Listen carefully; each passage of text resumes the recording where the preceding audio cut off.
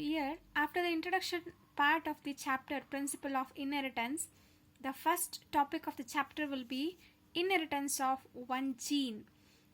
As we all know now, inheritance means the process of passing on the characters from the parental generation to the offsprings, right? So, by the way, the inheritance means the passing on the characteristics from the parental generation to offspring by the help of one single gene is called inheritance of one gene. And Mendel has been named this inheritance of one gene as monohybrid inheritance. Mono means single, hybrid means the pure form of the generations are combined to form the new generations, such are hybrids. So inheritance means again the process of passing the characteristics from the parental generation to the offsprings.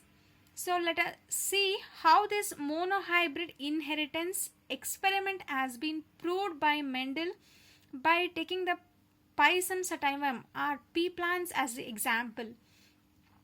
Before going to the demonstration of the experiment, let us see the characteristics or the features how the Mendel has been selected the plants and how he has been crossed with it and what were the results he got theoretically. First thing, what is monohybrid inheritance? It can be defined as the inheritance of a single character to progeny is called monohybrid inheritance. Inheritance of single character to progeny is called monohybrid inheritance.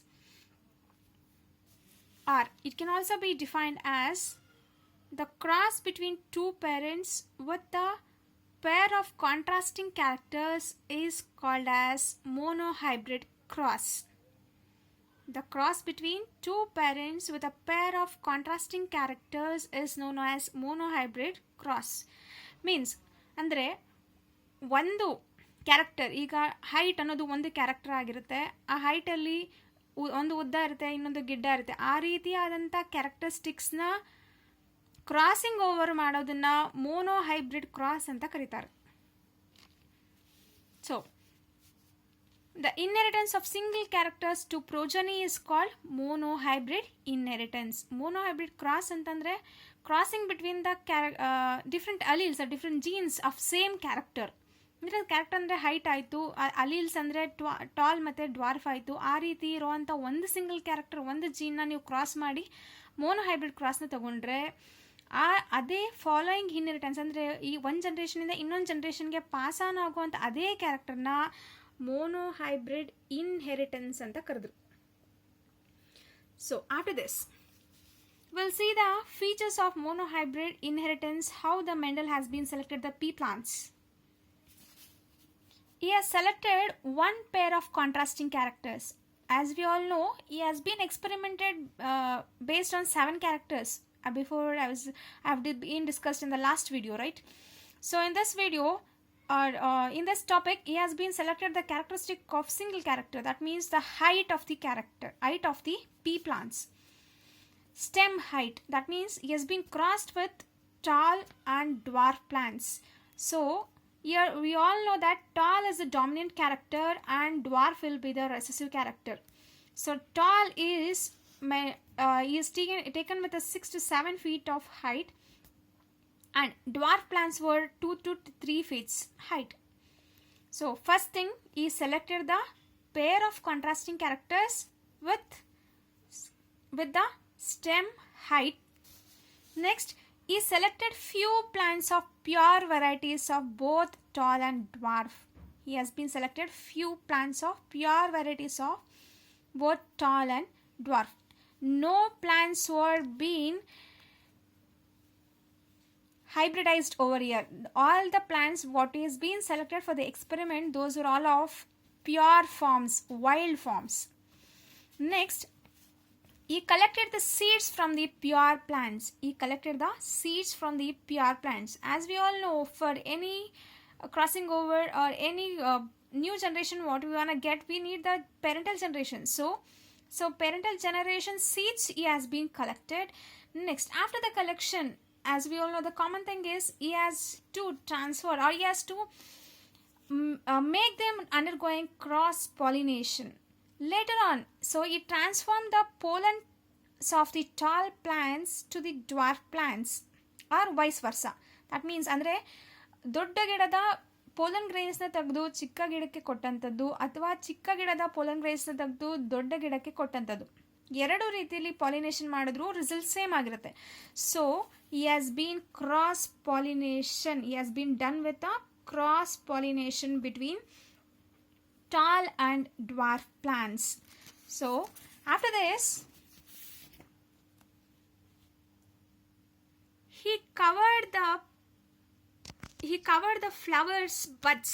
ಯಾಕೆ cover ಮಾಡ್ತಾರೆ ಅಂತಂದರೆ, ಈ foreign particles ಅಥವಾ foreign ಬೇರೆ ಗಿಡದ stigma ಬಂದು ಅಥವಾ ಬೇರೆ ಗಿಡದ ಪೋಲನ್ ಗ್ರೈನ್ಸ್ ಬಂದು ಇದರ ಜೊತೆ ಕ್ರಾಸ್ ಪಾಲಿನೇಷನ್ ಆಗಬಾರ್ದು ಅನ್ನೋ ಕಾರಣಕ್ಕೆ ಆ ಫ್ಲವರ್ಸ್ನ ಕವರ್ ಅಪ್ ಮಾಡ್ತಾರೆ. Next, he has been collected the new plants which he has been cross pollinated. ಅಂದರೆ ಒಂದು ಸಾರಿ ಕ್ರಾಸ್ ಪಾಲಿನೇಷನ್ಗೆ ಕೊಟ್ಟಂಥದ್ದು ಆದಮೇಲೆ ಅಲ್ಲಿ ಸಿಗೋವಂಥ ಹೊಸ ಪ್ಲ್ಯಾಂಟ್ಸ್ ಏನು ಎರಡು ಪ್ಲ್ಯಾಂಟ್ಸ್ ಟಾಲ್ ಮತ್ತು ಡ್ವಾರ್ಫ್ನ ಅವರು ಕ್ರಾಸ್ ಮಾಡಿದ್ರು, ಅದಾದಮೇಲೆ ಅದರಿಂದ ಸಿಕ್ಕಂತಹ ಗಿಡಗಳನ್ನ ಕಲೆಕ್ಟ್ ಮಾಡ್ಕೋತಾರೆ. That is what the first hybrid progeny we got. Hybrid ಅಂದರೆ ಈಗ ಅರ್ಥ ಆಯ್ತಲ್ಲ, ಹೈಬ್ರಿಡ್ ಮೀನ್ಸ್ ಅಂದರೆ ಪ್ಯೂರ್. ಟಾಲ್ ಮತ್ತು ಡ್ವಾರ್ಫ್ ಅನ್ನೋದು ಪ್ಯೂರ್ ಫಾರ್ಮ್ಸ್ ಆಗಿತ್ತು. ಅಲ್ಲಿ ಗ್ಯಾಮೆಟ್ಸ್ ಕೂಡ ಕ್ಯಾಪಿಟಲ್ ಟಿ ಸ್ಮಾಲ್ ಟಿ ಆಗ್ತಿತ್ತು.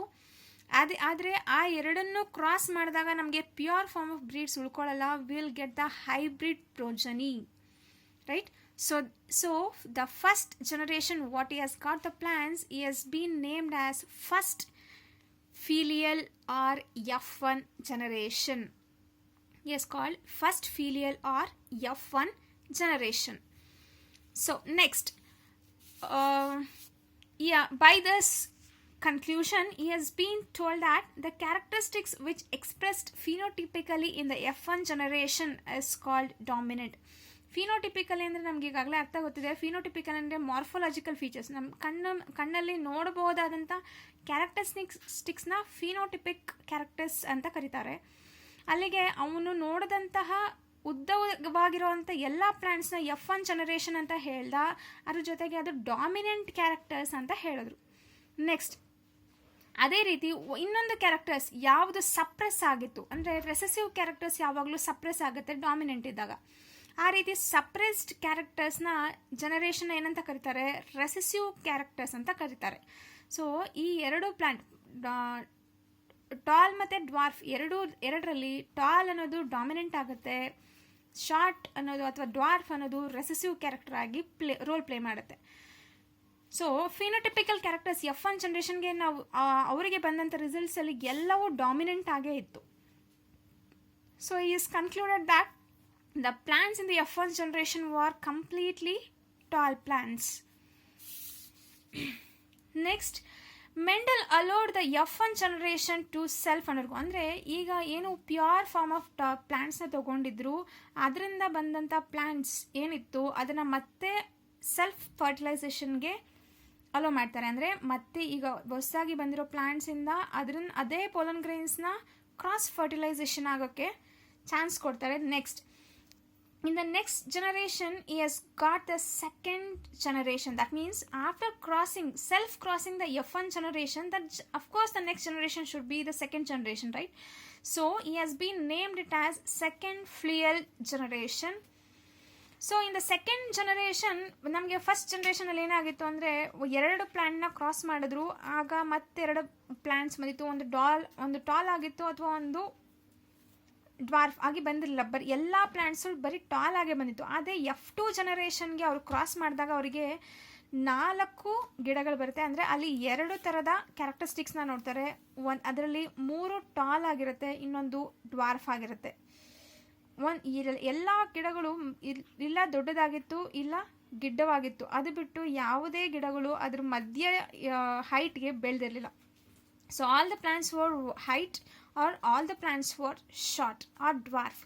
No intermediate characters are being found in this heights of the plants.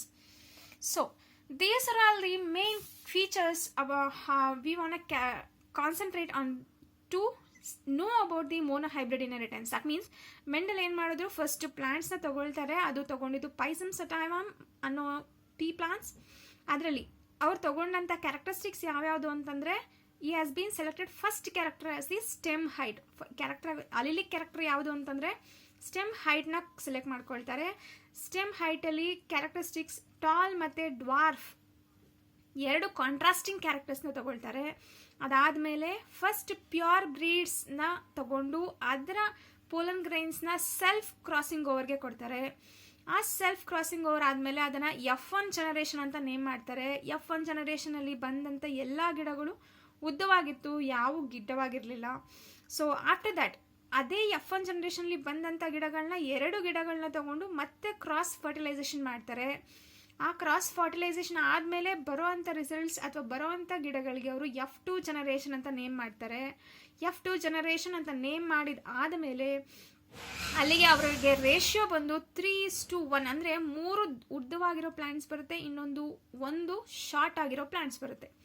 So these are all the features, or these are all the points he has been explained theoretically to know about the monohybrid inheritance.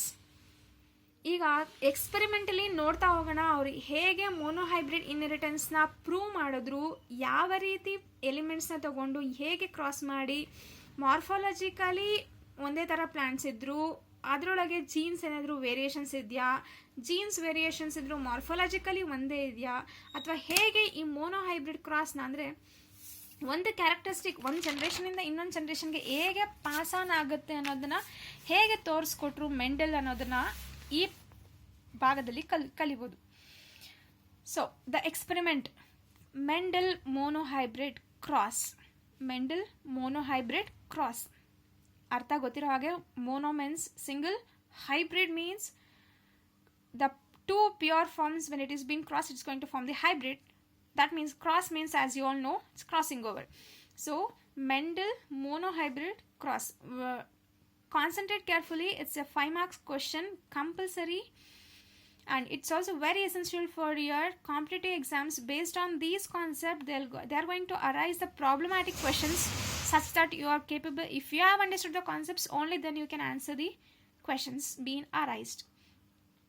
Mendel monohybrid cross, he has been selected the plant example as Pisum sativum, that we all know the common name is garden pea plants. So the characters he is going to select, as I told you, he has been taken single character. Allelic character is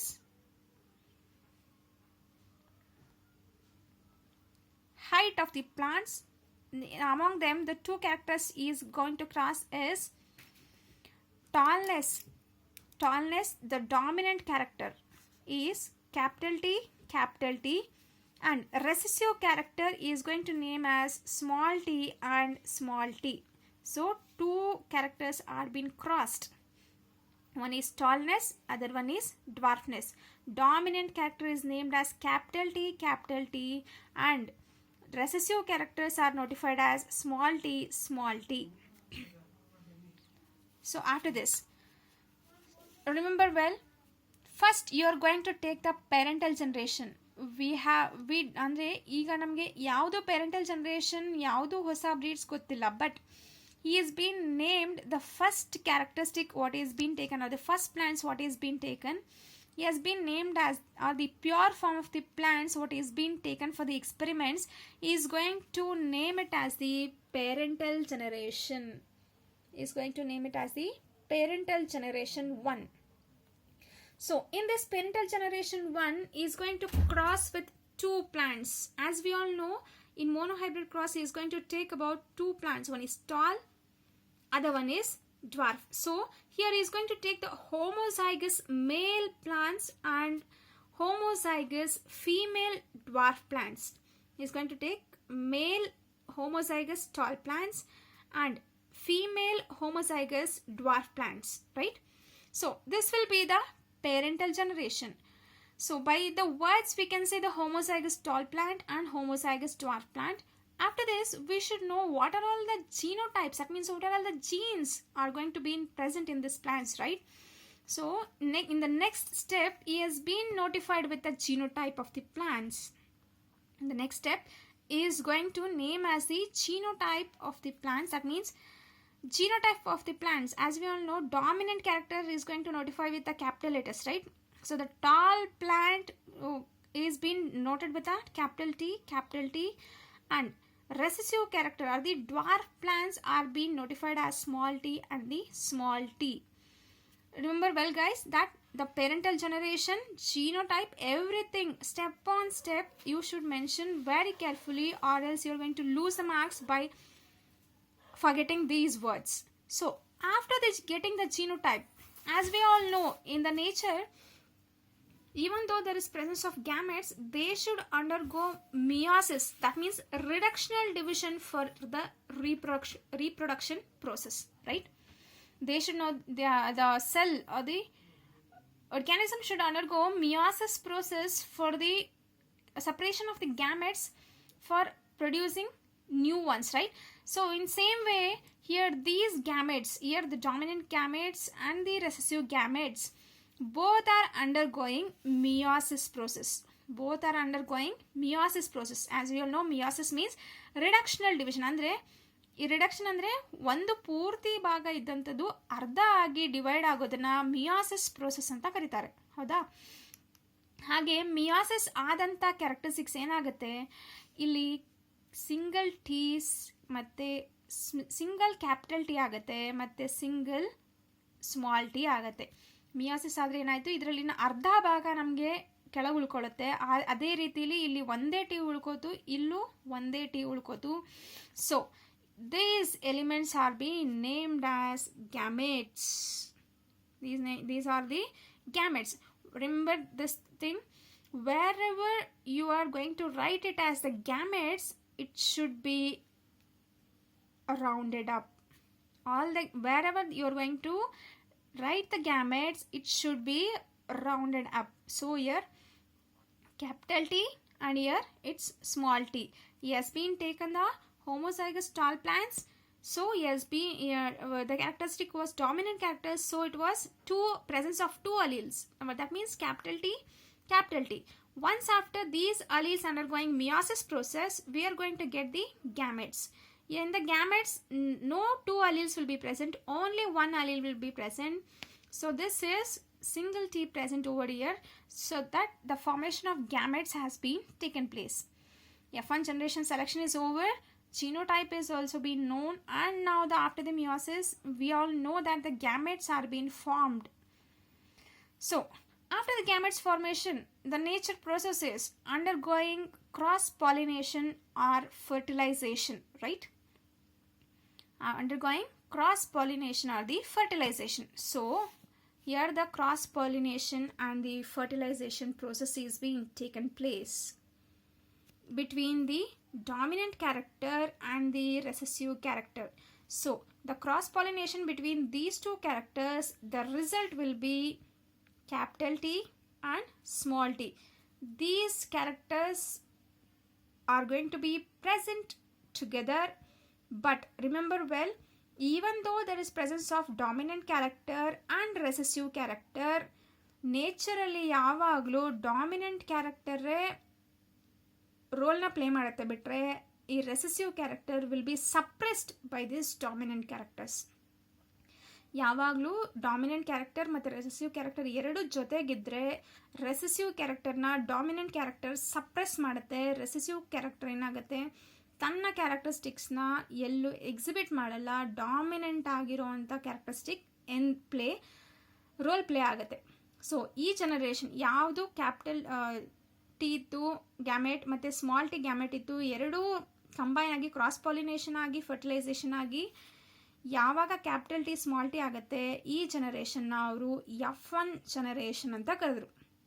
so wild form of parental ಜನರೇಷನ್ನ ತಗೋತಾರೆ, ಅದರಲ್ಲಿರೋಂಥ ಚಿನೋಟೈಪ್ಸ್ನ collect ಮಾಡ್ಕೊಳ್ತಾರೆ. ಅದಾದಮೇಲೆ gametes formation ಆಗುತ್ತೆ by meiosis process. ಈ meiosis process ಆದ ಮೇಲೆ ಇವೆರಡು ಕ್ರಾಸ್ ಪಾಲಿನೇಷನ್ ಆಗುತ್ತೆ, ಅದನ್ನು F1 ಜನರೇಷನ್ ಅಂತ ಕರೀತಾರೆ. ಸೊ ಈಗ ಗೊತ್ತಿರೋ ಹಾಗೆ ಥಿಯರಿಟಿಕಲಿ ಫಾಲೋ ಆಗ್ತಿದೆ ಅನಿಸುತ್ತೆ. ಅಂದರೆ ಅಲ್ಲಿ ಪ್ಲಾಂಟ್ಸ್ನ ಕಲೆಕ್ಟ್ ಮಾಡ್ಕೊಳ್ತಾರೆ ವೈಲ್ಡ್ ಟೈಪ್. ಇಲ್ಲೂ ಅದೇ ರೀತಿ ವೈಲ್ಡ್ ಟೈಪ್ನ ಕಲೆಕ್ಟ್ ಮಾಡಿಕೊಂಡ್ರು. ಆ ವೈಲ್ಡ್ ಟೈಪ್ ಫಾರ್ಮ್ಸಿಂದ ಇಲ್ಲಿ F1 ಜನರೇಷನ್ವರೆಗೂ ಬಂತು. ಸೊ F1 ಜನರೇಷನ್ ಬಂದಾದಮೇಲೆ ಈ ಗಿಡಗಳನ್ನ ಹೀಗೆ ಸ್ಟಾಪ್ ಮಾಡಿದರೆ ಅವ್ರಿಗೇನು ಯಾವುದೇ ಥರದ ರಿಸಲ್ಟ್ ಸಿಗ್ತಿರ್ಲಿಲ್ಲ. ಸೊ ಇವರೇನು ಮಾಡಿದ್ರು, ಇದೇ F1 ಜನರೇಷನ್ನ 2 ಗಿಡ ತಗೊಂಡು ಮತ್ತೆ ಕ್ರಾಸ್ ಪಾಲಿನೇಷನ್ ಮಾಡ್ತಾರೆ. ಸೊ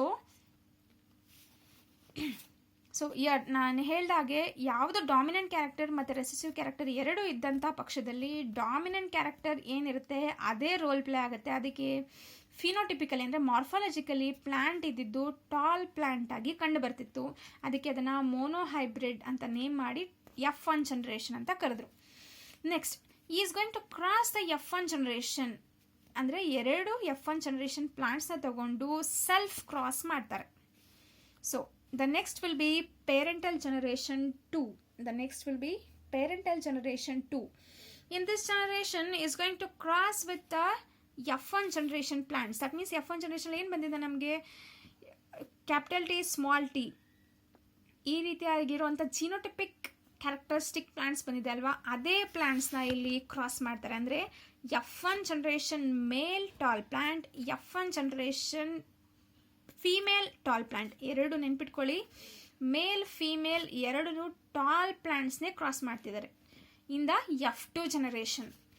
ಸೊ F2 ಜನರೇಷನ್ ಇಲ್ಲಿ ಬಂದಾದ್ಮೇಲೆ ಏನು ಬರಬೇಕು, ನಮಗೆ ಗ್ಯಾಮೆಟ್ಸ್ ಅಥವಾ ಜೀನೋಟೈಪ್ ಫಸ್ಟ್ ಗೊತ್ತಾಗಬೇಕಲ್ವಾ. ಜೀನೋಟೈಪ್ ಏನಾಗಿದೆ, capital T small T, capital T small T. So this will be the genotype for the F2 generation. This will be the genotype for the F2 generation. ಈ ಜಿನೋಟೈಪ್ಸ್ ಬಂದಾದಮೇಲೆ ನೇಚರಲ್ಲಿ reproduction ಆಗಬೇಕು ಅಂದರೆ ಮಿಯಾಸಿಸ್ process ಆಗಬೇಕು ಅಲ್ವಾ. So after this the meiosis process here capital T and small T, capital T small T, they are undergoing meiosis production. So the gametes will be separated out.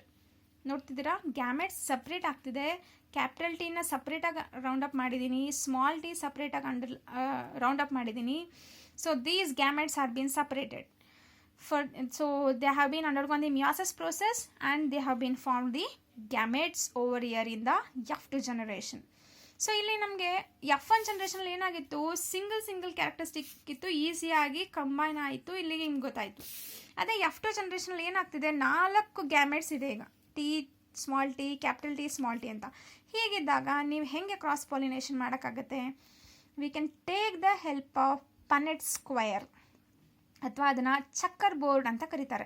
ಆ board ನಮಗೆ ಹೆಂಗೆ help ಮಾಡುತ್ತೆ ಅಂದರೆ ಗ್ಯಾಮೆಟ್ಸ್ನ ಈಸಿಯಾಗಿ cross pollination ಮಾಡುವಂತಹ ಪ್ರೋಸೆಸ್ಗೆ help ಮಾಡುತ್ತೆ ಈ ಚಕ್ಕರ್ board ಅಥವಾ ಪನೆಟ್ ಸ್ಕ್ವಯರ್. ಸೊ ಇಲ್ಲಿ ನಾನು F2 ಜನರೇಷನ್ನ ಕ್ರಾಸ್ ಅಂದರೆ ಪನೆಟ್ ಸ್ಕ್ವಯರ್ ಬರೆದು ರೆಪ್ರೆಸೆಂಟ್ ಮಾಡಿದ್ದೀನಿ. So as you are seeing now, this is the representation of F2 generation over here. So ನಮಗೆ ಗ್ಯಾಮೆಟ್ಸ್ ಬಂದಿದ್ದು ಯಾವ್ಯಾವುದು, ಒಂದು ಕ್ಯಾಪಿಟಲ್ ಟಿ, ಇನ್ನೊಂದು ಸ್ಮಾಲ್ ಟಿ. ಇದು ಮೇಲ್ ಪ್ಲಾಂಟ್ ಆಯಿತು. ಇನ್ನೊಂದು ನಮಗೆ ಫೀಮೇಲ್ ಪ್ಲಾಂಟಲ್ಲೂ 2 ಗ್ಯಾಮೆಟ್ಸ್ ಬಂದಿತ್ತು, ಇನ್ನು ಒಂದು ಕ್ಯಾಪಿಟಲ್ ಟಿ, ಇನ್ನೊಂದು ಸ್ಮಾಲ್ ಟಿ. ಸೊ ಇಲ್ಲಿಗೆ 4 ಗ್ಯಾಮೆಟ್ಸ್. ಇಲ್ಲಿ F2 ಜನರೇಷನ್ ಗ್ಯಾಮೆಟ್ಸ್ ಏನಾಗಿತ್ತು ಅದನ್ನು ಇಲ್ಲಿ ನಾನು ಕ್ರಾಸ್ ಚಕ್ಕರ್ ಬೋರ್ಡಲ್ಲಿ ಬರ್ಕೊಂಡಿದ್ದೀನಿ. ಈಗ ಇಲ್ಲೇನಾಗ್ತಿದೆ ಅಂತಂದರೆ, ನಾವು ಗ್ಯಾಮೆಟ್ಸ್ನ ಬರ್ಕೊಂಡು ಆದಮೇಲೆ ನಾವು ಗ್ಯಾಮೆಟ್ಸ್ನ ಕ್ರಾಸ್ ಫರ್ಟಿಲೈಸೇಷನ್ ಮಾಡಬೇಕು. ಸೊ ಇಯರ್ ಕ್ಯಾಪಿಟಲ್ ಟಿ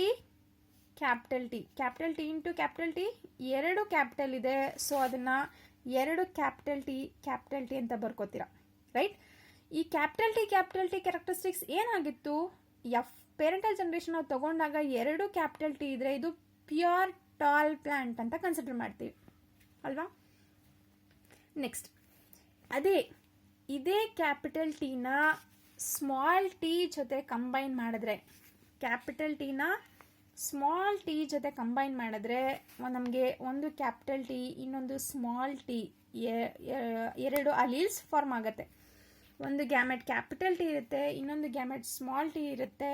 ಆವಾಗ ಕಂಬೈನ್ ಮಾಡಿದ್ರೆ we are going to get the hybrid plant.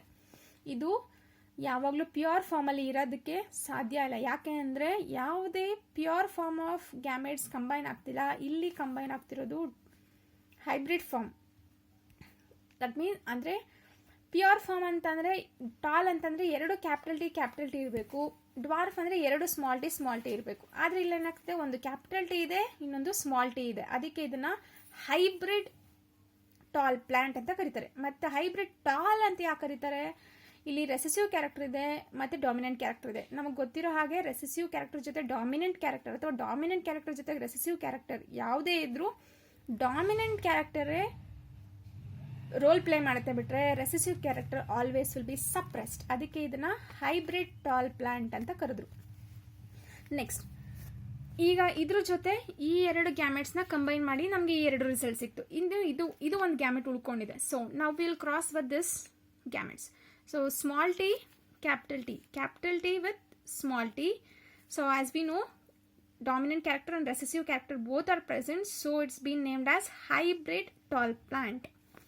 Next, small T ಜೊತೆಗೆ ಈ ಸ್ಮಾಲ್ ಟಿನ ಕಂಬೈನ್ ಮಾಡಿದ್ರೆ ಏನಾಗುತ್ತೆ, ಪ್ಯೂರ್ ಡ್ವಾರ್ಫ್ ಪ್ಲಾಂಟ್ ಆಗುತ್ತೆ. ಇದು ಏನಾಗುತ್ತೆ, ನಮಗೆ ಗೊತ್ತಿರೋ ಹಾಗೆ ಪೆರೆಂಟಲ್ ಜನರೇಷನ್ ಹಿಂದೆ ಏನು ಹೇಳಿದೆ, ಸ್ಮಾಲ್ ಟಿ ಎಲ್ಲೇ ಬಂದರೂ ಅದೇನಾಗುತ್ತೆ, ಪ್ಯೂರ್ ಡ್ವಾರ್ಫ್ ಪ್ಲಾಂಟ್ ಆಗಿ ಉಳ್ಕೊಳ್ಳುತ್ತೆ.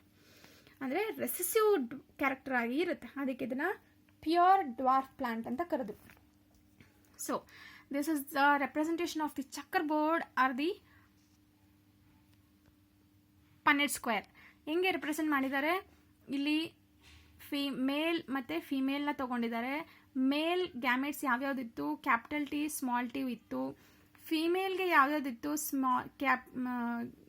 ಕ್ಯಾಪಿಟಲ್ ಟಿ ಸ್ಮಾಲ್ ಟಿ ಇತ್ತು. ಅದ್ರ ಜೊತೆ ಆಗ ಈ ಎಲ್ಲ ಗ್ಯಾಮೆಟ್ಸ್ ಇದ್ಮೇಲೆ ನಾವು ಕ್ರಾಸ್ ಪಾಲಿನೇಷನ್ ಮಾಡಿದಾಗ, ಅಂದರೆ ಕ್ಯಾಪಿಟಲ್ ಟಿ ನಮಗೆ ಈ ರಿಸಲ್ಟ್ ಬರುತ್ತೆ. Capital T into small T we got hybrid tall plant. Small t into capital T, we are going to get capital T small t hybrid tall plant. Small t we are going to get pure dwarf plant. So this is the checkerboard representation for the F2 generation of the monohybrid cross.